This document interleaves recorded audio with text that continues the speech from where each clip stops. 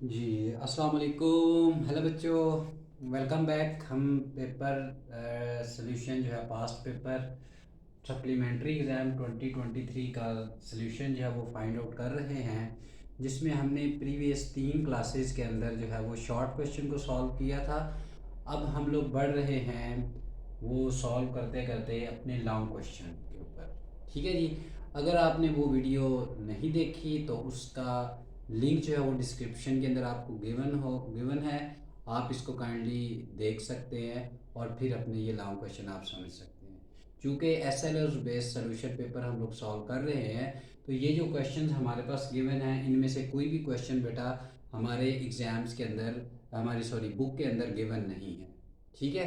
तो इसलिए आपने इसको कॉन्सेप्ट वाइज कॉन्सेप्ट गेन करना है, सिर्फ क्वेश्चन नहीं गेट करना अपनी इधर से। तो बढ़ते हैं सेक्शन नंबर सी के अंदर। हम आज जो है क्वेश्चन नंबर 3 और 4 जो है वो सॉल्व करेंगे। इस क्वेश्चन पेपर की पिक्चर भी जो डिस्क्रिप्शन के अंदर जो है वो गिवन होगी, आप उधर उधर से क्वेश्चन पेपर जो है वो डाउनलोड कर सकते हैं। तो बढ़ते हैं क्वेश्चन नंबर 3 और 4 को सॉल्व करेंगे बच्चों। क्वेश्चन नंबर 3 मैंने इधर मेंशन कर दिया है और क्वेश्चन नंबर 4 जो है वो इधर मेंशनड है। तो हम पहले क्वेश्चन नंबर 3 को सॉल्व करते हैं। क्वेश्चन नंबर 3 के अंदर देखें तो हमें ये बोला गया solve the system of linear equation 2x plus 5y is equals to -2 and 4x plus 7y is equals to 7y is equals to 2 by inversion method. हमने इसको बच्चों इन्वर्जन मेथड से जो है वो सॉल्व करना है, ये हमारा क्वेश्चन है। तो हम इसको सॉल्व करेंगे किससे? इन्वर्जन मेथड से। तो आपको पता है कि इन्वर्जन मेथड में सॉल्व करने से पहले बेशक क्रैमर रूल आ जाए या इन्वर्जन मेथड आ जाए, तो हम पहले अपनी मैट्रिक्स की फॉर्म में इसको लिखते हैं। तो सबसे पहले हम लोग बच्चों इसको मैट्रिक्स फॉर्म में लिखेंगे इन दोनों इक्वेशंस को। तो क्या करेंगे? इन मैट्रिक्स फॉर्म, अगर मैट्रिक्स फॉर्म की शक्ल में लिखेंगे तो हमारे पास सबसे पहले दोनों इक्वेशंस के जो कोफिशिएंट होते हैं वो लिख लेते हैं, लाइक 2 5 4 7।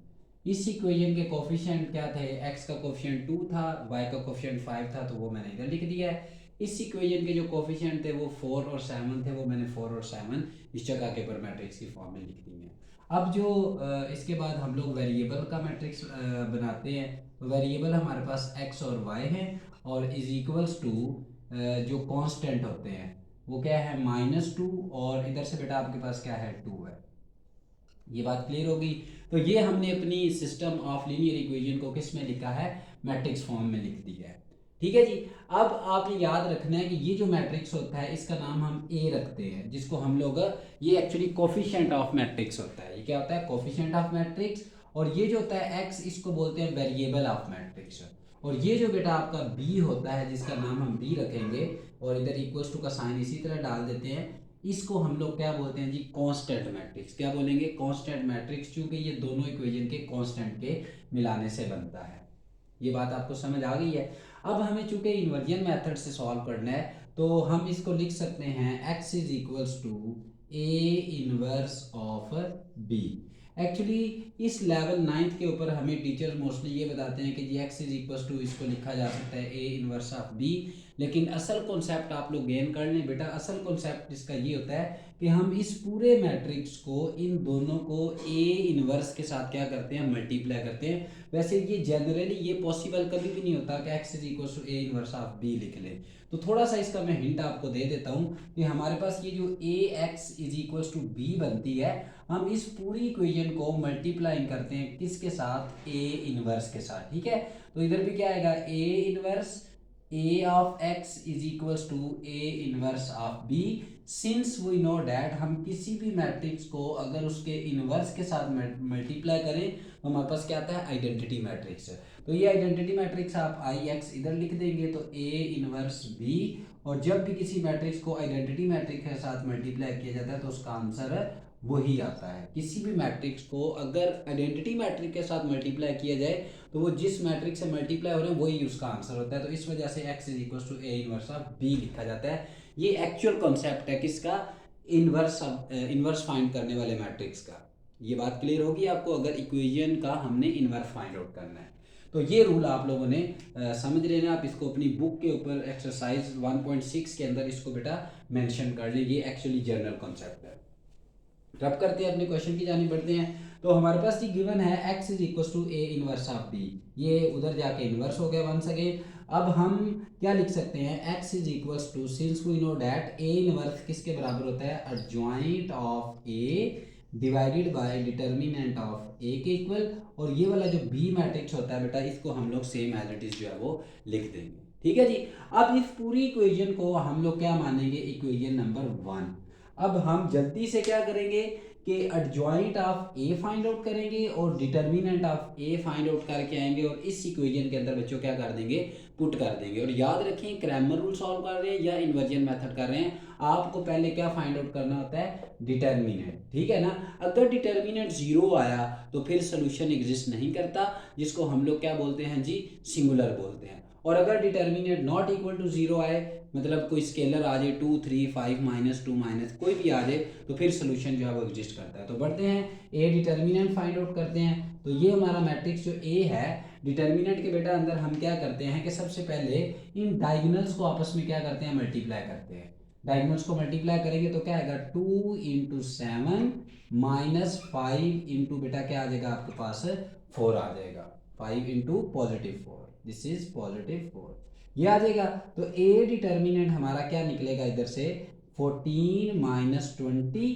तो ए डिटर्मिनेंट बच्चों आपका क्या निकल आएगा, -6 आ जाएगा। 14 -20 करेंगे तो -6 आ जाएगा। अब हम क्या करेंगे जी, एडजॉइंट फाइंड आउट करेंगे। तो आपको पता है कि एडजॉइंट के अंदर, अगर नहीं पता तो अभी सीख लेते हैं, कोई मसला ही नहीं है इस बात का। एडजॉइंट ऑफ ए के अंदर हम क्या करते हैं, डायगोनल की प्लेसेस को आपस में क्या करते हैं, मल्टीप्लाई करते हैं, सॉरी चेंज करते हैं। डायगोनल की प्लेसेस को इंटरचेंज करते हैं और ऑफ डायगोनल्स को के साइंस बदलते हैं। मतलब ये जो दूसरा डायगोनल होता है इसको सेकेंडरी डायगोनल या ऑफ डायगोनल भी बोलते हैं। तो इसके जो हम क्या करेंगे बच्चों, साइंस चेंज कर देंगे। फॉर दैट पर्पस एडजॉइंट क्या बनेगा, हमें देखें इन दोनों को आपस में इंटरचेंज करते हैं, 7 और 2 आ जाएगा। और इसके साथ अगर प्लस है तो माइनस, माइनस है तो प्लस, तो दोनों के पास प्लस है तो हम क्या करेंगे, -5, और इधर बेटा क्या आ जाएगा आपके पास, -4 आ जाएगा। ठीक है जी। अब ये दोनों वैल्यूज उठा के बेटा हमने पुट करनी है किसके अंदर भला, इक्वेशन नंबर 1 के अंदर। तो हम लिख लेते हैं, put adjoint of A and determinant of A and adjoint of A in equation number 1। तो इक्वेशन नंबर 1 थी हमारी बच्चों, x is equals to adjoint of A divided by determinant of A, और इधर हम क्या लिख देंगे, बी मैट्रिक्स। ये एज इट इज मैंने इधर उठा के लिख दिया। अब इस x का जो हमारे पास वैल्यू था वो क्या था बच्चों, x और y, ये हम पुट कर लेते हैं, x और y लिख लेते हैं। एडजॉइंट ऑफ ए हमारा क्या निकला था जी, 7 -5 -4 एंड बच्चों क्या आ जाएगा, 2 आ जाएगा।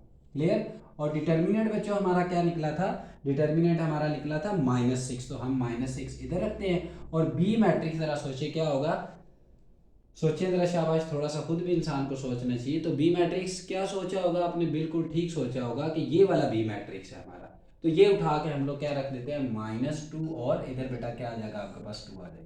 अब हम इसको क्या करेंगे, मल्टीप्लिकेशन। तो जिनकी मल्टीप्लिकेशन वीक है भाई वो भी ध्यान से सीखेंगे तो अभी उनको समझ आएगा। मल्टीप्लिकेशन का क्या रूल होता है कि इसका और इसका ऑर्डर चेक करते हैं पहले।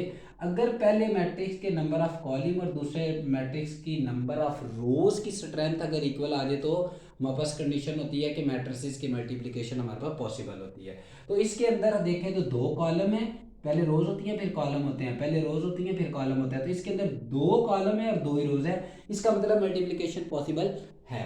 अगर है तो हम क्या लिखेंगे, x, y as it is बेटा आ जाएगा, इज इक्वल्स टू क्या आएगा, 7 इंटू, मल्टीप्लाई कैसे करते हैं जी, इस रो को इस कॉलम के साथ मल्टीप्लाई करेंगे तो क्या आएगा, 7 इंटू -2 प्लस -5 इंटू बेटा क्या आ जाएगा, 2। वंस अगेन देख लें, इस रो को इस कॉलम के साथ, तो इसको इसके साथ और इसको इसके साथ, और दरमियान में क्या डालते हैं, प्लस का साइन डालते हैं। अब इस रो को हम लोग इस कॉलम के साथ मल्टीप्लाई करेंगे तो क्या आएगा, -4 इंटू -2 प्लस 2 इंटू 2, मतलब इस -4 को इस -2 के साथ मल्टीप्लाई किया, प्लस 2 को 2 के साथ किया, डिवाइडेड बाय, भूलना नहीं भाई, -6 जो डिटर्मिनेंट था वो एज इट इज लिख लेंगे। तो ये x, y बिल्कुल हमारा एज इट इज आ जाएगा, इज इक्वल्स टू, देखें जरा इधर से क्या बनेगा, -14 प्लस माइनस माइनस, 7 को 2 से किया तो बच्चों क्या आया, -14। इनको जब किया तो हमारे पास क्या बनेगा बच्चों, देखें जरा, 5 को जब मल्टीप्लाई करेंगे तो प्लस माइनस माइनस हो जाएगा और 5 2 टाइम्स बेटा क्या आ जाएगा 10 आ जाएगा। ये माइनस और ये माइनस क्या हो जाएगी प्लस, तो 4 2 टाइम्स 8 हो गया और प्लस क्या आ गया बच्चों 4 आ गया, डिवाइडेड बाय क्या आएगा आपके पास माइनस का 6, बिल्कुल जो डिटर्मिनेंट था हमारा। अब इधर क्या लिखेंगे x comma Y same as it is बेटा, और इधर से बनेगा क्या माइनस का 24 और इधर क्या रह जाएगा 12 आ जाएगा आपके पास। ये क्लियर होगी आपके पास, और डिवाइडेड बाय क्या हमारा माइनस का 6 है। अब इस दोनों को आपस में अलग अलग क्या कर लेंगे मल्टीप्लाई, तो हम इसको इधर सॉल्व कर लेते हैं फिर रब करके वो वाला क्वेश्चन कर लेंगे।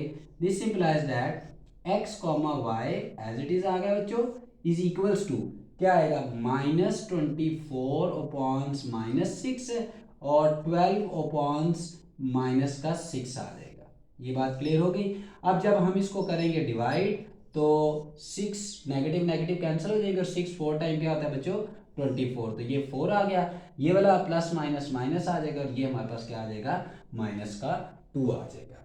ये बात आपको क्लियर हो गई। हाँ, यही हमारा जो है वो सोल्यूशन था। अगर आप अपने आंसर को सेटिस्फाई करना चाहते हैं तो बड़ा आसान है भाई, x का वैल्यू हमारा क्या निकला है बच्चों, x का वैल्यू 4 निकला है और y का वैल्यू बेटा हमारा क्या निकल गया है -2। अब इस 4 को हम x की जगह रखेंगे और -2 को y की जगह, तो चेक कर लेते हैं। ये मतलब कंपल्सरी कंडीशन नहीं है भाई, सोल्यूशन क्वेश्चन हमारा हल हो चुका है, तो ये आपकी सेटिस्फैक्ट्री के लिए हम चेक कर लेते हैं। 2 इंटू एक्स का वैल्यू बेटा क्या निकला है 4 और प्लस 5 इंटू वाई का वैल्यू क्या निकला है हमारा -2 इज इक्वल टू -2 है ना इधर, तो क्या आएगा 8 माइनस 10 इज इक्वल टू -2, तो -2 इज इक्वल टू -2। इसका मतलब क्या हुआ कि हमारा आंसर भाई बिल्कुल ठीक निकला है। ये बात क्लियर होगी आपको। तो ये हमारा पहला जो है वो लॉन्ग क्वेश्चन था जो सप्लीमेंट्री एग्जाम पेपर 2023 के अंदर सेक्शन सी के अंदर आया था। नोट कर ली इसको, वीडियो को पॉज करके फिर बढ़ते हैं आगे और अपना क्वेश्चन नंबर 4 सॉल्व करते हैं। जी मैं इसको रद्द करने जा रहा हूँ, इसकी अब हमें ज़रूरत नहीं है।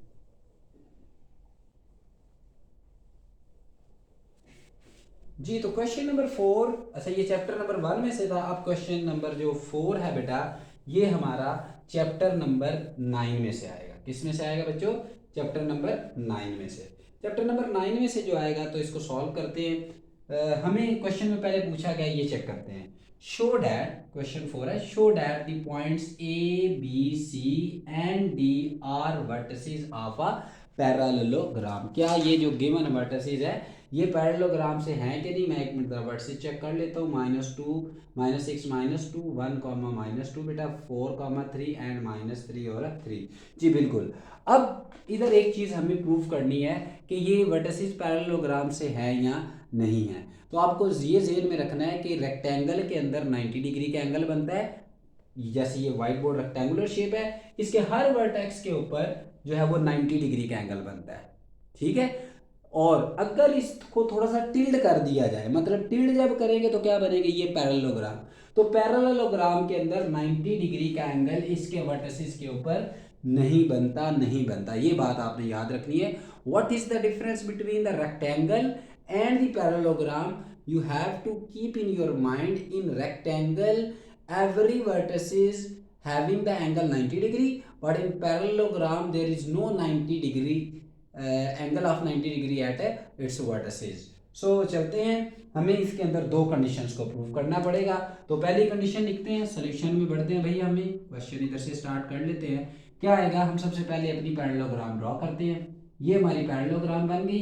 इसके अंदर ए वर्टेक्स में मान लेता हूँ, मानना क्या है बल्कि गिवन है -6 -2 और बी वर्टेक्स है बेटा क्या हमारा 1 -2 है बच्चों, और सी जो वर्टेक्स है वो है हमारा 4 3 और डी बेटा वर्टेक्स क्या है हमारा -3 3। बात क्लियर हो गई। अब ये बात ध्यान में रखनी है कि आपने या तो इनको क्लॉकवाइज लेना है या एंटी क्लॉकवाइज लेना है। क्लॉकवाइज लेने का मतलब क्या है कि ए बी सी डी, मतलब ये मैं किस तरह ले रहा हूँ, ये एंटी क्लॉकवाइज ले रहा हूँ। अगर आप क्लॉकवाइज लेंगे तो ए बी सी और डी रख लेंगे इसको। बात क्लियर होगी। ऐसा कभी भी नहीं हो सकता कि ए बी सी और डी आप रखें, तो ये इस तरह आपका क्वेश्चन कभी भी कोऑर्डिनेट्स ज्योमेट्री के अंदर प्रूव नहीं हो सकता, ठीक है जी। तो हमें तीन कंडीशन इसके अंदर प्रूव करनी है। पहली क्या है कि ये वाली साइड इसके बराबर होनी चाहिए, ये वाली साइड इसके ऊपर प्रूव होनी चाहिए और चेक करना है कि क्या इधर 90 डिग्री का एंगल बन रहा है कि नहीं। तो पहली कंडीशन क्या है जी हमारी, ए बी का जो डिस्टेंस है it must be equals to, किसके इक्वल होना चाहिए, ए बी का डिस्टेंस बराबर होना चाहिए हमारे बच्चों किसके, डी सी के, किसके इक्वल बच्चों, डी सी के, चूंकि इसके पैरेलल ये चीज आ रही है। दूसरी कंडीशन हमने प्रूव करनी है जी, ए डी का जो डिस्टेंस है ये बराबर होना चाहिए किसके भला, बी सी के डिस्टेंस के। वंस अगेन देख लें, ए बी का डिस्टेंस बराबर होना चाहिए डी सी के, और ए डी का जो डिस्टेंस है वो बराबर है किसके, डी सी के। ये बात क्लियर हो गई। और तीसरी कंडीशन क्या होती है हमारे पास, वो ये कि हमने इसके डायगोनल्स का लेंथ फाइंड आउट करना होता है, ये वाला डायगोनल, ठीक है। और डायगोनल के ऊपर जब हम डायगोनल फाइंड आउट कर लेंगे तो हमने क्या शो करना है कि इसके ऊपर 90 डिग्री का एंगल नहीं है। तो आपको पता है ना कि हम 90 डिग्री का एंगल शो करने के लिए हम कोऑर्डिनेट सिमेट्री के अंदर बच्चों यूज करते हैं हाइपोटेनियस का रूल, कि hypotenuse square is equal to base square plus perpendicular square. तो आप देखें तो आपके पास ये 90 डिग्री ये राइट एंगल ट्राइंगल बन रही है। अगर मैं इस डायगोनल को बिल्कुल प्रॉपर कर लूँ थोड़ा सा, तो ये कुछ इस तरह का डायगोनल बन रहा है। तो इधर हमें एक्चुअली 90 डिग्री के एंगल की कंडीशन प्रूव करनी है। तो हमारा हाइपोटेनियस बच्चों क्या है, ए सी। तीसरी कंडीशन जो हम प्रूव करेंगे वो ये होगी कि ए सी का जो डिस्टेंस है वो नॉट इक्वल्स टू लेके आना हमने ए बी के डिस्टेंस के प्लस परपेंडिकुलर क्या हमारा बी सी का डिस्टेंस। ठीक है जी। तो बढ़ते हैं अपने क्वेश्चन की जानिब। हमें ये तीन कंडीशन जो है वो वन बाय वन प्रूव करनी है। क्लियर होगी बात ये। अब हम पहली कंडीशन जो है अपनी प्रूव करते हैं बच्चों। हमें सबसे पहले प्रूव ये करना है कि ए बी का distance equals to B C के इक्वल लेके आना है। ठीक है, उसके डिस्टेंस के इक्वल, ए बी का डिस्टेंस सॉरी डी सी के। तो ये मैंने डी सी लिख लिया। सबसे पहले बढ़ते हैं जी, ए बी फाइंड आउट कर लेते हैं। डिस्टेंस फार्मूला मेरे बच्चों आपको आता होगा, क्या होता है, x1 minus x2 whole square plus y1 minus y2 का भी क्या आ जाएगा आपके पास, होल स्क्वायर आ जाएगा। ठीक है जी। तो ये वर्टेक्स इधर लिख लेते हैं। ए वर्टेक्स हमारा क्या है बच्चों, -6 -2, और बी वर्टेक्स बच्चों हमारा क्या है, बी वर्टेक्स है जी 1 -2। अब सबको पता है कि इनके हम लोग नेम रखेंगे। इसके नेम क्या है भाई, x1 y1 x2 और y2 रख लेंगे। क्लियर होगी बात। ये अप्लाई कर लेते हैं फार्मूला। तो क्या आएगा, ए बी का डिस्टेंस जो है वो हमारे पास किसके इक्वल बनेगा भाई, -6 -1 का होल स्क्वायर प्लस -2, एक फार्मूले का माइनस है और एक इसके वर्टेक्स का, तो ये -2 और है, इधर हम लोग क्या डाल देंगे, होल स्क्वायर। क्लियर होगी बात ये। तो अब हम क्या करेंगे, ए बी का डिस्टेंस इक्वल्स टू क्या आएगा, -7 का होल स्क्वायर, और बच्चों ये क्या बनेगा, -2 + 2 प्लस माइनस माइनस, और होल स्क्वायर जो है ना वो इसके ऊपर है। तो ये पूरा मेरा बेटा क्या बन जाएगा, 0। -2 को जब +2 में करेंगे तो ये पूरे का पूरा भाई क्या बनेगा हमारा, 0 बन जाएगा। ठीक है, तो ये वर्टेक्स रह जाएगा। अब आपको पता है कि ऊपर पावर अगर इवन हो तो नेगेटिव पॉजिटिव में चेंज होता है, अगर पावर ऑड हो तो नेगेटिव जो है वो आंसर के साथ आता है। तो ऊपर इवन है तो हम लिख सकते हैं ए बी का जो डिस्टेंस है वो इक्वल आ जाएगा बेटा किसके इक्वल, 49 के, जिसको हम लोग क्या लिख सकते हैं जी, 7 लिख सकते हैं। ठीक है, ये हमने एक वर्टेक्स जो है वो फाइंड आउट कर लिया है, एक सॉरी लेंथ फाइंड आउट की है। अब हम क्या फाइंड आउट करेंगे जी, डी सी। तो डी सी फाइंड आउट करते हैं जी। बढ़ते हैं डी सी के लिए हम जो फार्मूला लगाएंगे वो क्या है, डी सी के डिस्टेंस का जो फार्मूला बनेगा वो होगा क्या बोला, x1 माइनस x2 का whole square plus y1 minus y2 का बच्चों क्या आ जाएगा आपके पास, होल स्क्वायर आ जाएगा। ये बात क्लियर हो गई। तो डी वर्टेक्स हम लिख लेते हैं जी। डी वर्टेक्स हमारा क्या है, -3, और इधर से बेटा सी वर्टेक्स हमारा क्या है, 4, सी वर्टेक्स हमारा क्या है, 4, वंस अगेन हम इसको किसका नाम देंगे, x1 y1 x2 और बेटा क्या आ जाएगा, y2। ये क्वेश्चन अगर आपको समझ आ रहा है तो आपसे रिक्वेस्ट है कि वीडियो को लाइक सब्सक्राइब और शेयर करें जी। तो अब डी सी का फार्मूला अप्लाई कर लेते हैं। डी सी का डिस्टेंस इज इक्वल्स टू क्या आएगा बच्चों आपके पास, -3 -4 का whole square plus 3 - 3 mean that y1 - y2 whole square बच्चों आ जाएगा। तो डी सी का जो डिस्टेंस है ये क्या बनेगा भला, -7 का होल स्क्वायर, और ये बच्चों क्या होगा, -3 + 3 पूरे का पूरा बेटा क्या हो जाएगा हमारे पास 0 हो जाएगा। तो अब क्या बनेगा, इधर से प्लस का ये 0 बन गया, तो हम इसको लिख सकते हैं कि डी सी की जो लेंथ आएगी वो हमारे पास बन जाएगी 49, जो कि किसके बराबर होता है भाई, 7 के इक्वल होता है। ठीक है, तो एक कंडीशन तो हमने क्या है प्रूव कर ली है कि ये वाली जो दो इसकी पैरेलल साइडें हैं, ये और ये हमने क्या कर ली है बच्चों, प्रूव कर ली हैं। अब बढ़ते हैं अपनी बाकी साइड्स के। तो कंडीशन नंबर 2 हमें क्या गिवन है, लिख लेते हैं। कंडीशन नंबर 2 के अंदर बच्चों हमें गिवन है कि ए डी का जो डिस्टेंस है ये इक्वल प्रूव करना है हमने बी सी के डिस्टेंस के इक्वल। किसके इक्वल, बी सी के डिस्टेंस के इक्वल। तो बढ़ते हैं जी अपने क्वेश्चन की जानिब, जो हमें कंडीशन प्रूव करनी है। तो हमें क्या जी, ए डी पहले फाइंड आउट करना है। तो बढ़ते हैं जी, ए डी का डिस्टेंस फार्मूला लगाते हैं। क्या होगा हमारे पास, वंस अगेन x1 - x2 का होल स्क्वायर बच्चों, और प्लस क्या आएगा, y1 - y2 का बच्चों क्या आ जाएगा, होल स्क्वायर आ जाएगा।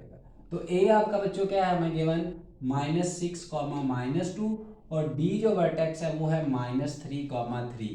अप्लाई कर लेते हैं जी, ए डी का डिस्टेंस आ गया, क्या लगाएंगे, -6 -3, याद रखें ये माइनस, ये वाला माइनस फार्मूले का है, और इधर क्या लगेगा, -3 का होल स्क्वायर डाल दें। ये दो ब्रैकेट से कंफ्यूजन है भाई, एक वो नेगेटिव के लिए यूज किया मैंने, तो इधर क्या आ जाएगा आपके पास प्लस का साइन, और क्या आएगा बच्चों, -2, और this is x1, this is y1, this is x2 and this is y2। तो -2 -3 का भी बच्चों क्या आ जाएगा आपके पास, होल स्क्वायर। तो ए डी की जो लेंथ है वो क्या निकली है हमारी बला, ए डी की जो लेंथ है हमारे पास बच्चों क्या निकलेगी, -6, ये प्लस हो जाएगा ना, 3 माइनस माइनस प्लस, ऊपर क्या आपका होल स्क्वायर है, तो ये क्या बनेगा, -5 का होल स्क्वायर बनेगा। ए डी का जो डिस्टेंस निकलेगा वो क्या बनेगा भाई, -3 का स्क्वायर प्लस 5 का स्क्वायर। तो ये कितना बन जाएगा हमारे पास, ए डी का जो डिस्टेंस आएगा ये बनेगा आपके पास 9 + 25 is equals to square root of 34 के इक्वल। ये बात आपको समझ आ गई है जी। अब हमने क्या फाइंड करना है, ए डी के बाद हमें फाइंड करना है actually B C. A D के बाद हमें बच्चों क्या फाइंड करना है, बी सी। तो अब मैं इसके ऊपर जो है वो डायरेक्ट फार्मूला लगाऊंगा। तो मेरे पास क्या है जी, x1 - x2 का whole square plus y1 - y2 का बच्चों क्या आ जाएगा, होल स्क्वायर। तो b का फार्मूला है, b का वर्टेक्स है हमारे पास 1, -2, और c है बेटा हमारा क्या, 4, 3। लगा लेते हैं इसको x1, इसको y1, इसको x2, और इसको क्या मानेंगे, y2 मानेंगे। तो फार्मूले में पुट कर लेते हैं। अब आपको पुट करना, आई होप सो आ गया होगा। क्या बनेगा, 1 - 4 का होल स्क्वायर प्लस -2, और ये प्लस है तो ये क्या आ जाएगा, -3, और इधर क्या आ जाएगा, होल स्क्वायर। तो बी सी आ गया जी हमारे पास, -3 का होल स्क्वायर प्लस -5 का बच्चों क्या बनेगा, होल स्क्वायर। ये बनेगा आपके पास 9 + 25 इक्वल्स टू 34 के। तो ये बी सी की जो लेंथ आई है, आप देख सकते हैं कि ये वाला जो बी सी है ये इसके इक्वल आ गया ए डी के। इसका मतलब है ये वाली साइड और ये वाली साइड भी हमने प्रूव कर ली है। तो ये पैरेललोग्राम है या रेक्टेंगल। अब भाई इसको रेक्टेंगल भी तो कह सकते हैं, रेक्टेंगल के अंदर भी तो ये होता है कि पैरेलल साइड्स की लेंथ हमारी क्या होती है बच्चों, इक्वल। लेकिन फर्क क्या है कि रेक्टेंगल के अंदर 90 डिग्री का एंगल मैंने आपको बताया है, और पैरेललोग्राम के अंदर 90 डिग्री का एंगल नहीं बनता। ये चीज़ प्रूव करने के लिए हमें थोड़ी सी और एफर्ट करनी पड़ेगी, आपको थकना नहीं है। Good thing always take time, मेहनत करनी पड़ेगी तभी कुछ बनेगा आपका। अब क्या फाइंड करना है जी, ए सी। क्या फाइंड आउट करना है हमें, ए सी, डायगोनल की लेंथ है। डायगोनल की लेंथ फाइंड आउट कर लेते हैं और वैल्यूज पुट कर लेंगे। तो लिख लेते हैं फॉर टू प्रूव पैरेललोग्राम, ये भी एक्चुअली साइन होता है पैरेललोग्राम का। हमें फाइंड आउट क्या करना है, length of diagonal. Length of diagonal find out करेंगे। तो लेंथ ऑफ डायगोनल में क्या बेटा आपके पास ए सी है। ए सी का हमें डिस्टेंस फार्मूला निकालना है। तो लेंथ हमारी क्या आएगी, x1 - x2 का whole square plus y1 - y2 का बच्चों क्या आ जाएगा आपके पास, होल स्क्वायर आ जाएगा। ठीक है जी। तो ए और सी वर्टेक्स लिख लेते हैं। तो ए सी जो वर्टेक्स है, ए क्या है आपका भाई, -6, -2, और सी वर्टेक्स बेटा आपका क्या है देख लेते हैं जी 4,3।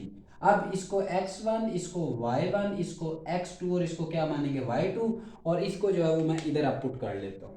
ठीक है जी, तो ये आ गया आपके पास, इधर पुट कर लेते हैं तो क्या आएगा, ए सी का जो डिस्टेंस है वो निकाल लेते हैं बेटा जी। आ जाएगा आपके पास क्या बना, ए सी का जो डिस्टेंस है वो आएगा -6 -4 का होल स्क्वायर प्लस -2